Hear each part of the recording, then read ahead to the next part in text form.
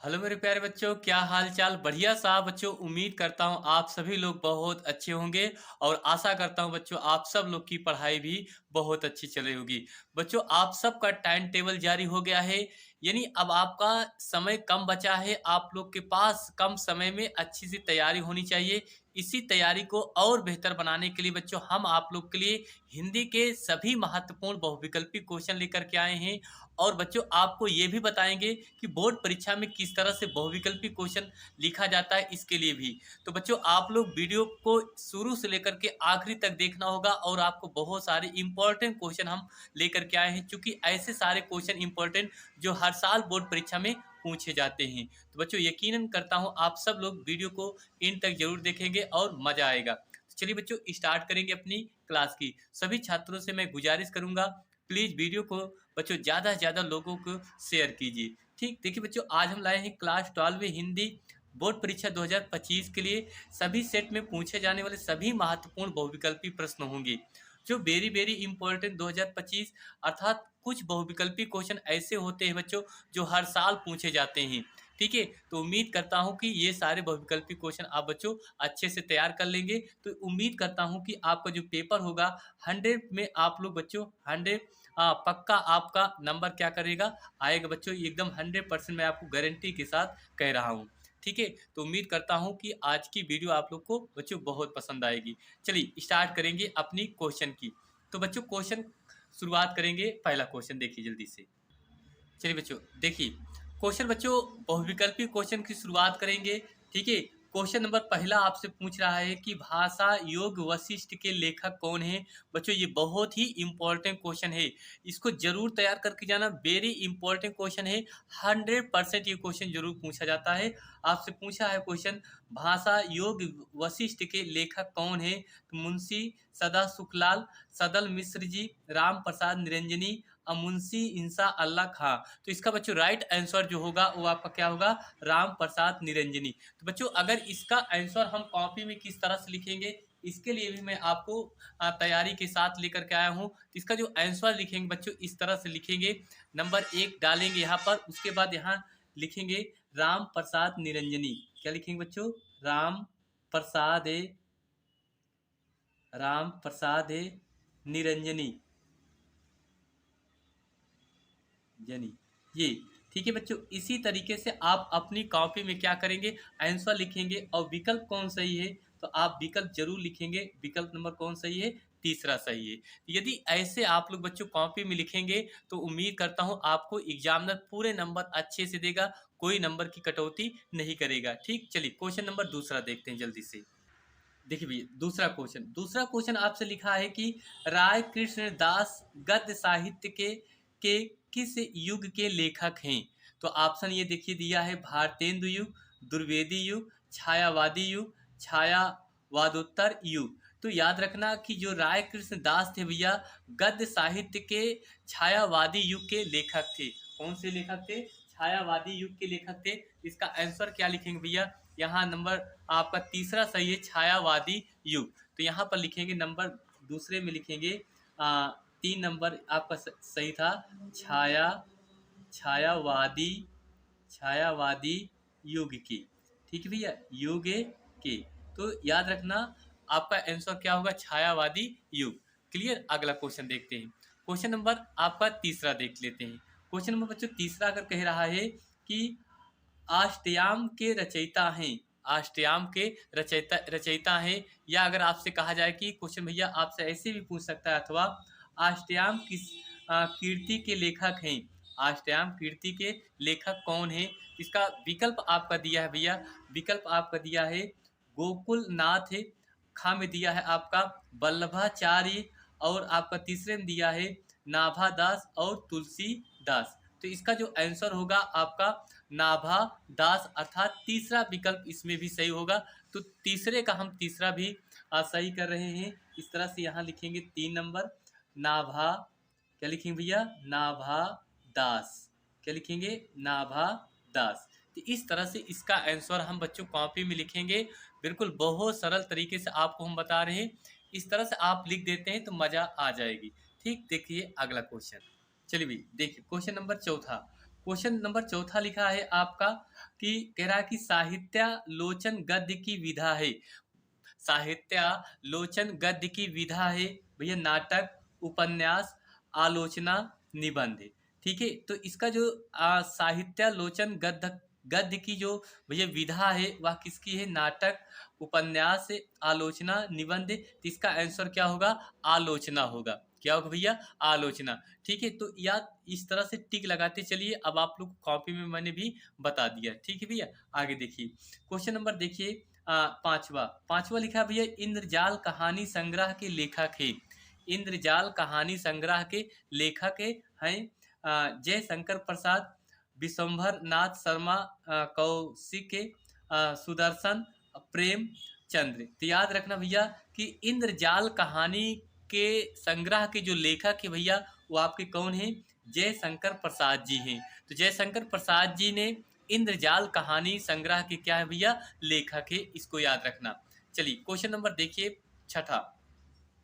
Question number छठा भैया आपका लिखा है, कह रहा है कि शिक्षा का उद्देश्य। क्या लिखा है भैया? शिक्षा का उद्देश्य निबंध संपूर्णानंद जी द्वारा लिखित किस निबंध संग्रह से संकलित है? कह रहा है कि आपसे शिक्षा का उद्देश्य निबंध संपूर्णानंद जी द्वारा लिखित किस निबंध संग्रह से संकलित है? तो ऑप्शन दिया है इसमें, भाषा की शक्ति, शिक्षा की दिशा और दशा, शिक्षा और संस्कृति, शिक्षा समाज। ये आपका चार ऑप्शन दिया है। तो याद रखना इसका आंसर क्या होगा? भाषा की शक्ति होगा। क्या होगा भैया? भाषा की शक्ति अर्थात का ऑप्शन बिल्कुल राइट होगा। ठीक है भैया, चलिए मिल गया। बहुत ही इंपॉर्टेंट क्वेश्चन। अशोक के फूल निबंध है। अशोक के फूल निबंध है, ये आपसे क्वेश्चन पूछा है और बहुत बार एग्जाम में पूछा भी गया है ये क्वेश्चन। तो उम्मीद करता हूँ ये क्वेश्चन आपको जरूर अच्छे से तैयार करना होगा। Very important question. क्वेश्चन कह रहा है कि अशोक के फूल भैया निबंध है किसका? मनोवैज्ञानिक निबंध है, ललित निबंध है, बुद्धि प्रधान निबंध है, ऐतिहासिक निबंध है। तो याद रखना अशोक के फूल जो निबंध है भैया वो आपका ललित निबंध है। क्या निबंध है भैया? ललित निबंध है। क्लियर? ये ऐसे ही क्वेश्चन बच्चों आप लोग को तैयार करना होगा। मैं आप लोग के लिए लगातार ऐसे ही क्वेश्चन तैयारी कराऊंगा। ठीक है भैया, चलिए देखिए आगे देखते हैं इसके आगे। हाँ देखिए भैया अगला लिखा है हरि अवध की ठेठ हिंदी का ठाठ की विधा है। भैया ये देखिए 2024 बोर्ड परीक्षा में डीजे पेपर सेट में पूछा गया था। ठीक है, ये इंपॉर्टेंट क्वेश्चन है। हरि अवध की ठेठ हिंदी का ठाठ की विधा है किसकी? कहानी, उपन्यास, जीवनी, नाटक। क्या है भैया आप जरा बताइए। तो हरि अवध की ठेठ हिंदी का ठाठ जो विधा है भैया वो आपका क्या है? उपन्यास है। ऑप्शन कौन सही है? दूसरा सही है। ठीक है, चलिए अगला देखते हैं। 9 नंबर। 9 नंबर लिखा है भैया आपका सिंगार रस मंडन के रचनाकार है। सिंगार रस मंडन के रचनाकार हैं कौन है भैया? देखिए भारतेंदु हरिश्चंद्र, महादेवी वर्मा, गोस्वामी गोसाई विठल नाथ राधा चरण गोस्वामी जी हैं। तो इसका आंसर क्या होगा भैया? गोसाई लिट्ठल नाथ। तो याद रखना सिंगार रस मंडन के रचनाकार कौन है? गोसाई विठल नाथ है। ठीक है, अगला प्रश्न है भैया प्रेम सागर के लेखक है। ये क्वेश्चन बहुत इंपॉर्टेंट क्वेश्चन है भैया। 2015 में क्वेश्चन ये पूछा भी गया था। कह रहा है कि प्रेम सागर के लेखक कौन है? प्रेम सागर के लेखक है कौन है? सदल मिश्र, सूरदास है, राम प्रसाद निरंजनी और लल्लू लाल जी। तो याद रखना प्रेम सागर के जो भैया लेखक हैं वो कौन है भैया? लल्लू लाल हैं।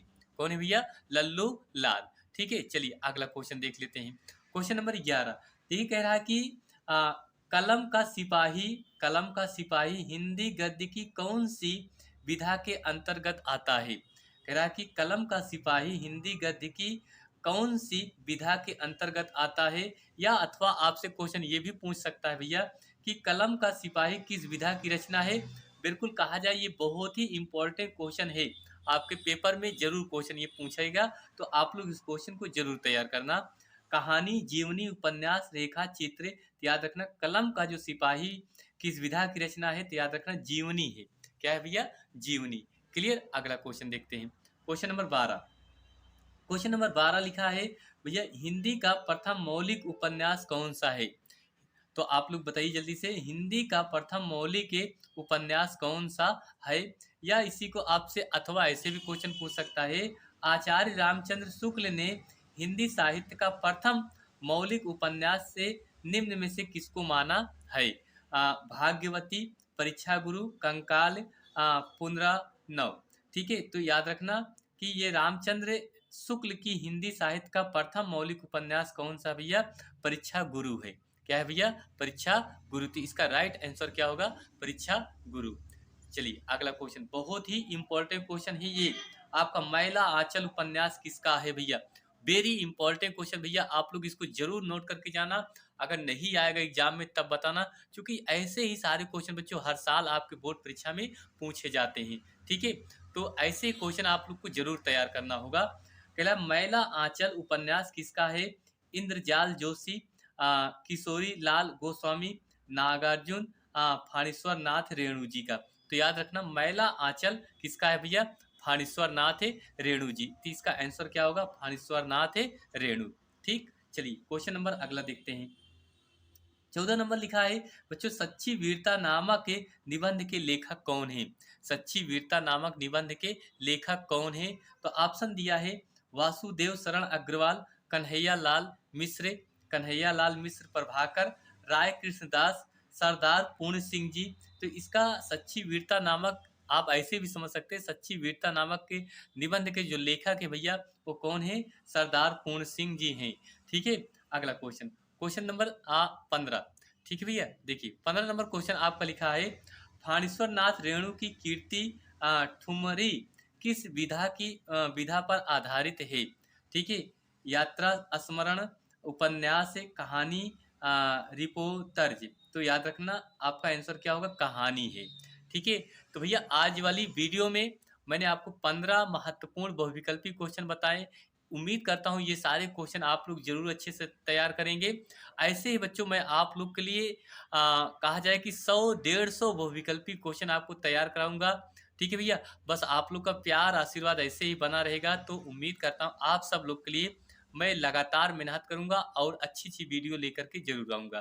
ठीक है भैया, तो चलिए भैया, आप सभी से निवेदन करता हूँ, प्लीज चैनल को सभी लोग लाइक शेयर और सब्सक्राइब जरूर कीजिए, और ज़्यादा से ज़्यादा अपने ग्रुप में वीडियो को शेयर कीजिए। ठीक है भैया, चलिए मिलते हैं अगली क्लास में, एक और शानदार क्लास में लेकर के आएंगे। तो आज के लिए बस इतना ही, मिलते हैं फिर नेक्स्ट अगली क्लास में। थैंक यू आप सभी छात्रों को बहुत बहुत दिल से, आपने अपना इतना प्यार आशीर्वाद हम पर दिया। ठीक, धन्यवाद सभी छात्रों को।